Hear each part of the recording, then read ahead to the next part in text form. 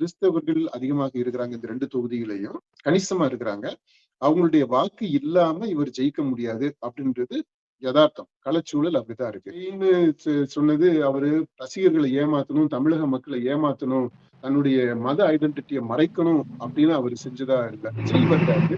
விஜய் வர்றவரு அவரு இந்த மைனாரிட்டி ஓட்ட கணிசமா தன் பக்கம் ஈர்த்திடணும் அப்படின்னு பாக்குறாரு. இந்த ஜெபமாலையை போட்டுக்கிட்டு கழுத்துல போட்டுக்கிட்டா அவருக்கு ஒரு இன்னும் கொஞ்சம் கான்பிடன்ஸ், ஒரு ஸ்ட்ரென்த் கிடைக்கிறது மாதிரி இருக்கலாம். ஏன்னா அவரு கிறிஸ்தவ பின்புலத்துல தானே அவர் பிறந்து வளர்ந்தது, படிச்சது எல்லாமே கிறிஸ்தவ தானே. அதனால அந்த உணர்வு இருக்கும்னு நினைக்கிறேன் நான். அரசியல்வாதிகள் என்னென்னமோ பண்றாங்க, இவர் ஒரு பக்தி சம்பந்தப்பட்ட ஒரு விஷயத்த பண்றாருன்னா பண்ணிட்டு போகும். ஒரு கட்சியினுடைய கொடிய கையில புடிச்சுக்கிட்டு போறாங்க அப்படின்னாலே என்ன அர்த்தம் இது? விஜயினுடைய கவனத்திற்கு போகும், விஜய் கூட சேர்ந்து ஒரு செல்ஃபி எடுத்துக்கிறதுக்கு ஒரு வாய்ப்பா இருக்கும் அப்படின்னு சொல்லிட்டு பழைய கடவுளவே விஜய்கிட்ட போறதுக்கான ஒரு வழியா பயன்படுத்திக்கிறாங்க இவங்க. இந்த பொண்ணுடைய இன்டென்ஷன், அந்த பையன் யார் பண்றாங்களோ இந்த மாதிரி பக்தி முயற்சிகள், அந்த இன்டென்ஷனை நான் ரொம்ப சீரியஸாவே கொஸ்டின் பண்றேன். அப்படி உண்மையிலேயே அந்த பொண்ணுக்கு விஜய் மேல அந்த அவர் முதல்வர் ஆகணும் அப்படின்றதுல, அல்ல அந்த கட்சி வேட்பாளர்கள் எல்லாம் ஜெயிக்கணும்ன்றதுல உண்மையிலேயே அக்கறை இருந்ததுன்னா அது வெளிப்படுத்தாம தான் அந்த வேண்டுதலை அது நிறைவேற்றி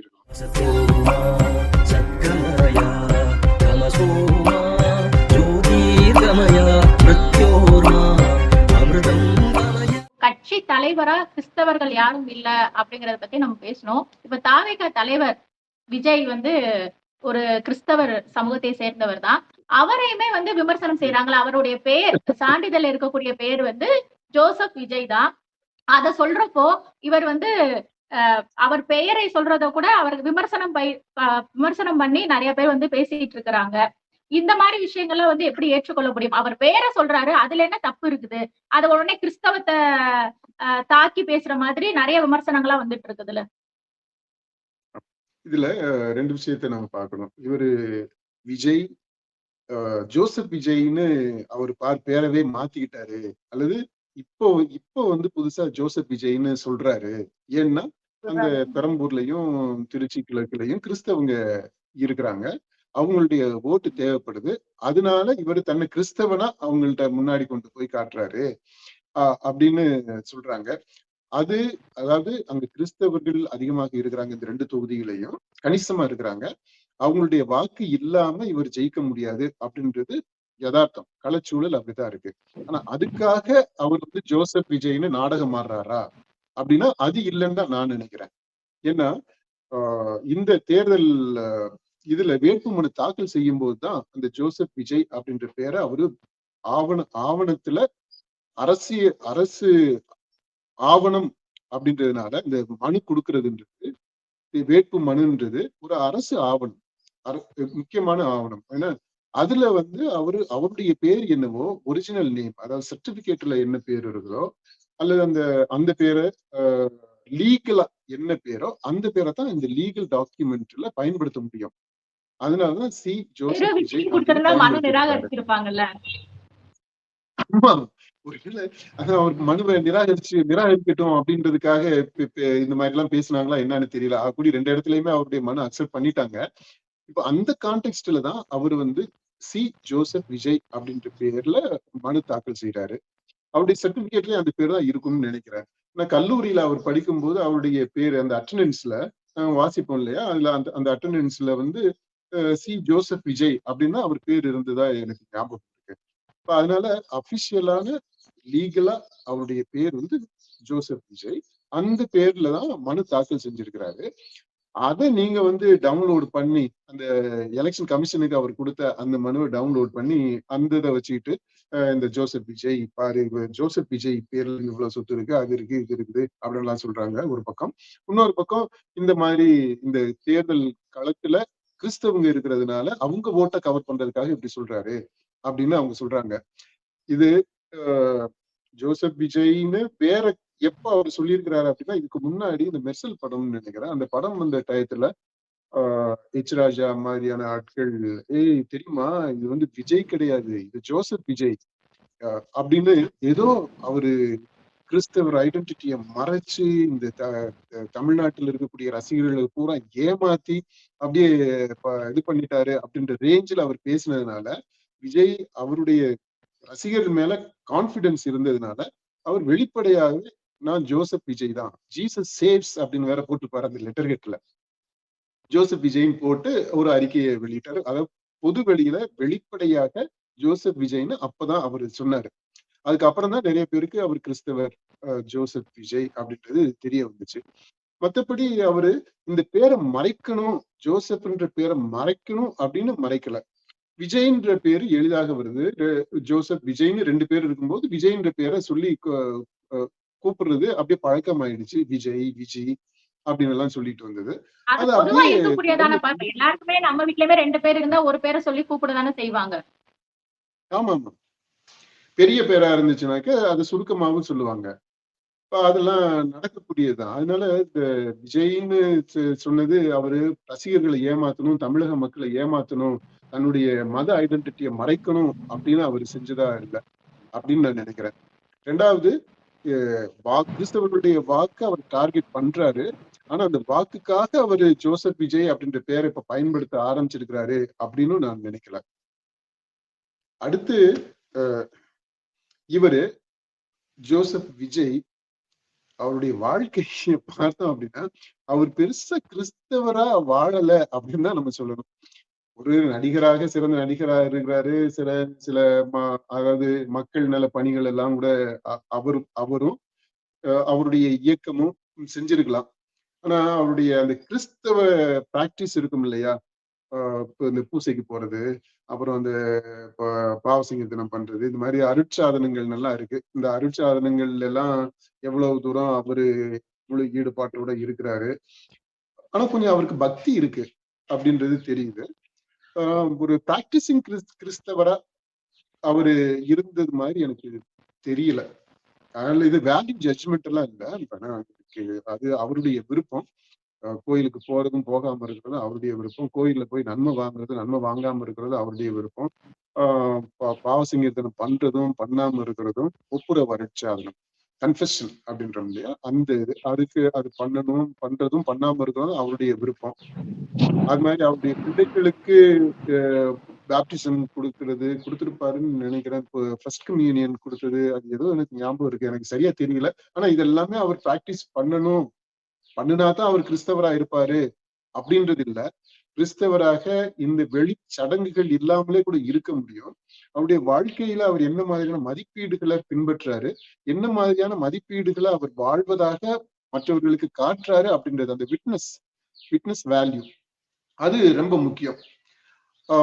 அந்த மாதிரி பார்க்கும்போது விஜய் ஒரு எக்ஸம்பிளரி கிறிஸ்டியன் அப்படின்னு நம்ம சொல்ல முடியாது. அவரை மட்டும்தான் சொல்ல முடியாதா அப்படின்னா, நீங்க நானு எல்லாரையுமே அப்படிதான் அந்த கேட்டகரியில தான் நம்ம சொல்றோம். யாருமே எக்ஸம்பிளரி கிறிஸ்டியன்ஸ் கிடையாது. மற்றவங்களுக்கு எடுத்துக்காட்டான வாழ்க்கையை வாழக்கூடிய கிறிஸ்தவர்களாக, நான் சாமியாரு சிஸ்டர்ஸ் அது அந்த இதுல பேசல, சாதாரணமாக ஒரு கிறிஸ்தவரா வாழ்றோம் அப்படின்னா ஒரு முன்னுதாரணமான எடுத்துக்காட்டான கிறிஸ்தவர்களா வாழ்றதுன்றது ரொம்ப சேலஞ்ச். இன்னைக்கு சூழ்நிலையில அதெல்லாம் எவ்ரிடே சேலஞ்ச். அதனால விஜயை மட்டும் நம்ம குறிப்பிட்டு சொல்லணும்ன்ற அவசியம் இல்லைன்னு நினைக்கிறேன். விஜய் வந்து கிறிஸ்தவரா வாழ்றாருங்கிறதா ஒரு இது இருக்குதுன்னு சொன்னீங்க. ஆனா இப்ப வந்து முன்னாடி இருந்து போட்டிருக்காரா என்னங்கிறது தெரியல. இப்போ ஒரு பிரச்சாரத்துக்கு போறப்ப கூட அவர் கழுத்துல ஜெவமாலை எல்லாம் போட்டிருந்தாரு. அத ஒரு வீடியோலுமே நான் அதை நோட்டீஸ் பண்ணேன். ஒருவேளை இந்த ஓட்டுக்காக, இந்த தேர்தலுக்காக அந்த ஜெவமாலையை போட்டிருக்காரான்னு கூட தெரியல.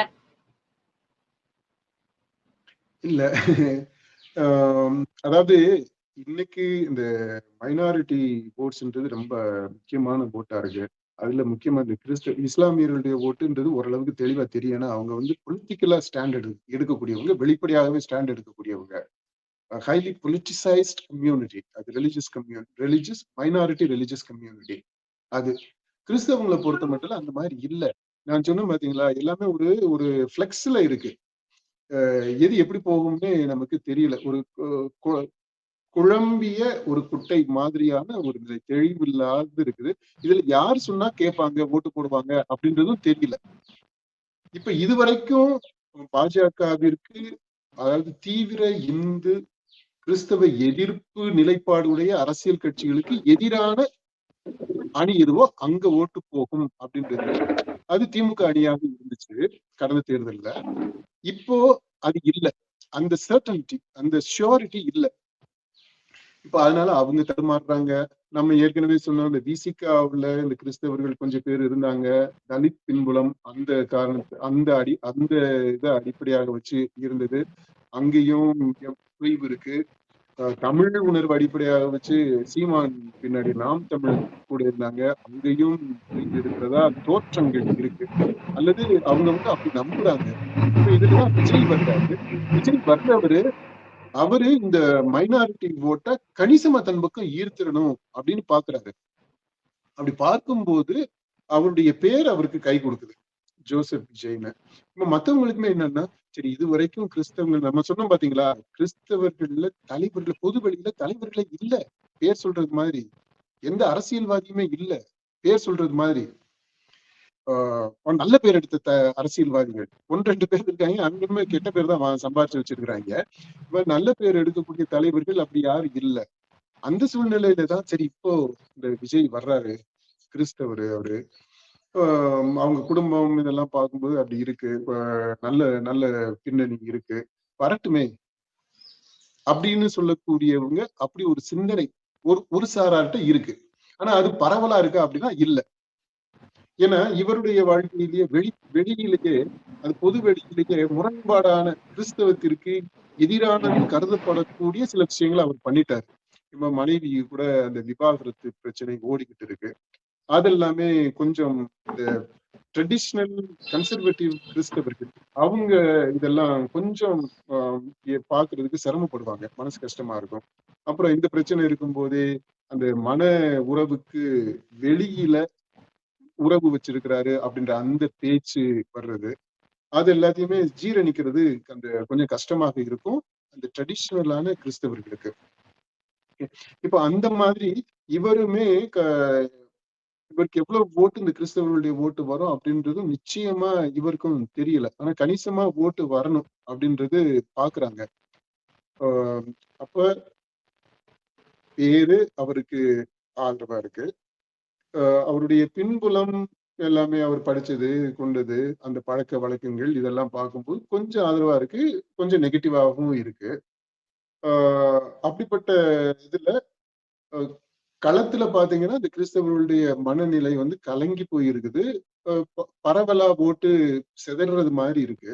இதை கன்சாலிடேட்டடா கொண்டு வர்றதுக்கு அடுத்து என்ன பண்ணலாம் அப்படின்னா, இந்த மாதிரி வெளிப்படையாகவே அந்த கிறிஸ்தவ அடையாளங்களை வெளிப்படுத்துறது, இந்த ஜெப மாலையை போட்டுக்கிறது, சிலுவையை இதை வச்சுக்கிறது, அந்த மாதிரி இதெல்லாம் இவரு டெலிபரேட்டா பண்றாரா அப்படின்னா தெரியல. டெலிபரேட்டா பண்ணலாம். ஆனா அதை விட நான் என்ன நினைக்கிறேன்னா, விஜய்க்கு கொஞ்சம் பயம் இருக்குது போல எனக்கு தெரியுது. அவருடைய இந்த ரீசன்ட் டேஸ்ல அவருடைய செயல்பாடுகளை நம்ம கீனா கன்சர்னோட அப்சர்வ் பண்ணிட்டு வந்தோம்னா தெரியும், அவருக்கு உள்ளார்ந்த விதத்துல ஒரு பயம் இருக்கு. இப்போ அந்த பயத்தின் காரணமாகவே இப்போ மந்திரிச்ச தாயத்தை கட்டிக்கிறது, இந்துக்கள் அப்படி கட்டிக்கிடுவாங்க. இந்த கால்ல கயிறை கட்டிக்கிறது, வேண்டுதல் வச்சுக்கிறது, அந்த மாதிரி இவரு இந்த ஜெபமாலையை போட்டுக்கிட்டு கழுத்துல போட்டுக்கிட்டா அவருக்கு ஒரு இன்னும் கொஞ்சம் கான்பிடன்ஸ், ஒரு ஸ்ட்ரென்த் கிடைக்கிறது மாதிரி இருக்கலாம். ஏன்னா அவரு கிறிஸ்தவ பின்புலத்துல தானே அவர் பிறந்து வளர்ந்தது, படிச்சது எல்லாமே கிறிஸ்தவ தானே. அதனால அந்த உணர்வு இருக்கும்னு நினைக்கிறேன் நான். அவருக்கு ஒரு தெம்பு ஊட்டிக்கக்கூடிய விதத்துல ஒரு ஸ்ட்ரென்த்தா, ஒரு கான்பிடன்ஸா, ஒரு சப்போர்ட்டா அந்த இதை போட்டிருக்கலாம். அவருடைய பர்சனல் இது. அதை நம்ம வெளியில இருந்து விமர்சிக்க தேவையில்லைன்னு நான் நினைக்கிறேன். ஏன்னா அடுத்து பாத்தீங்கன்னா அவரு எல்லா மதத்தை சேர்ந்த சாமிகளையுமே கும்பிடக்கூடியவராக தான் இருந்திருக்கிறாரு. அவங்க வீட்டுல அவங்க அப்பா அம்மா பாத்தீங்கன்னா அவங்க எல்லாம் இந்து கோயில்ல போய் பூஜை பண்றது, இந்த இது வேண்டுதல் வச்சுக்கிறது, அன்னதானம் பண்றது, எல்லா விஷயமுமே செஞ்சுக்கிட்டு தான் இருக்காங்க. எல்லா மத்த சாமிகள் எல்லாத்தையும் கூட ஒரு இயேசுவோட சுரூப படமும் ஹிந்துவோட சுரூப படமும் அந்த படமும் தான் எடுத்துட்டு போனாங்க அவங்க அப்பா அம்மா 2 பேருமே. இப்ப இதெல்லாமே நீங்க உண்மையான கிறிஸ்தவம் அப்படின்னு பார்த்தீங்கன்னா 2 சாமியையுமே ஈக்குவலா எல்லாம் வைக்க முடியாது. அதாவது நீங்க டயலாக் பண்ணலாம். ஒரு நம்பிக்கை இன்னொருத்தருடைய மத நம்பிக்கைய அவங்கள மதிக்கணும், ஏற்றுக்கொள்ளணும். ஆனா அந்த நம்பிக்கையையும் அது அதுதான் கிறிஸ்தவம் அப்படின்னு இருக்காது. Christianity is there. இந்து மதம் அங்க இருக்கு. இந்து மதம் இருக்கு, இஸ்லாம் இருக்குது, மற்ற மதங்கள் இருக்கு. ஒவ்வொரு மதத்திற்கும் தனித்துவம் இருக்குது. அந்த தனித்துவத்தை நம்ம மதிக்கிறோம். அந்த தனித்துவம் இருக்குதுன்றதை ஏற்றுக்கிறோம். அவங்களுடைய பாதைய, அவங்களுடைய லைஃப் ஸ்டைல நம்ம மதிக்கிறோம்.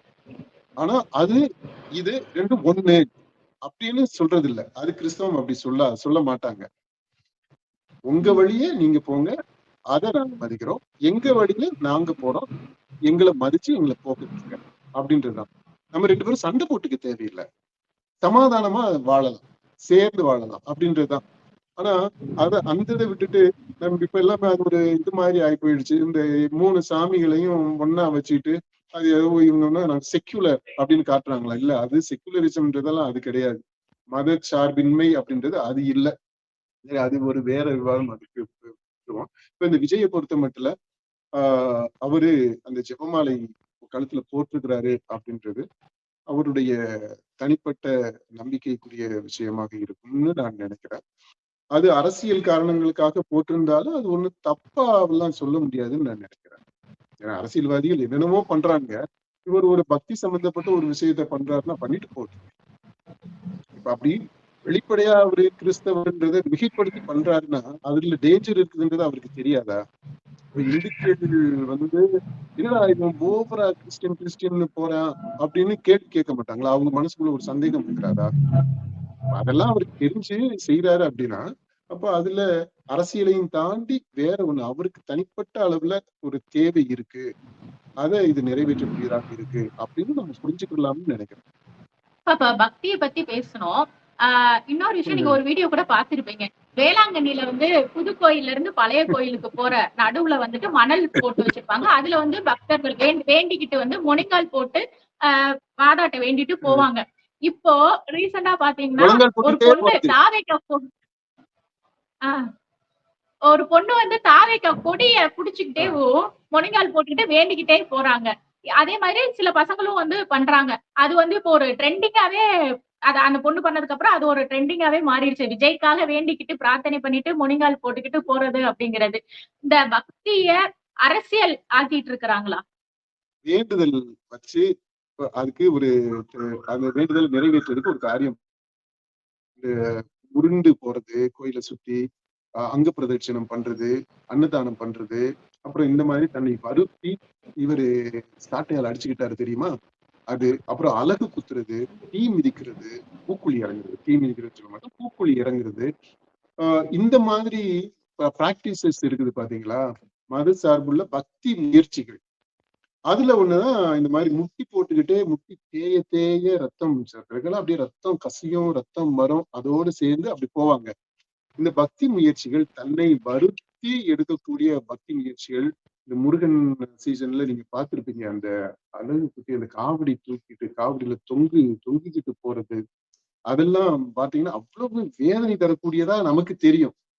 ஆனா அது பக்தியின் காரணமாக அந்த வேதனைகள் எல்லாம் செல்ஃப் இன்ஃபிளிக்டட் பெயின், அந்த வலிகளை ஒரு ஒரு ஒரு வேண்டுதல் வச்சு அந்த வேண்டுதலுக்காக இத செய்யறாங்க. கடவுள் இதெல்லாம் எதிர்பார்க்கிறாரா அப்படின்றது இல்ல. ஆனா அந்த வேண்டுதல் நிறைவேறதுக்காக தான் இவ்வளவு தூரத்துக்கு போறோம் அப்படின்றது அது ஒரு உள்ளார்ந்த அனுபவம். டீப் ஸ்பிரிச்சுவல் எக்ஸ்பீரியன்ஸ், மிக ஆழமான ஆன்மீக அனுபவம் அது. அத நம்ம வெளியே நின்று பார்த்துட்டு என்னடா இப்படி காட்டு மிராண்டித்தனமா பண்றாங்க அப்படின்னு எல்லாம் சில பேர் இந்த பகுத்தறிவுவாதிகள்லாம் அப்படி சொல்லுவாங்க. அந்த மாதிரி எல்லாம் இல்லை. நான் இதை பாசிட்டிவா தான் பாக்குறேன். இது அதாவது இந்த மாதிரியான ஒரு முயற்சி அவங்களுடைய சுய ஆன்மீக ஆழமான அனுபவம் அப்படி இருக்கு.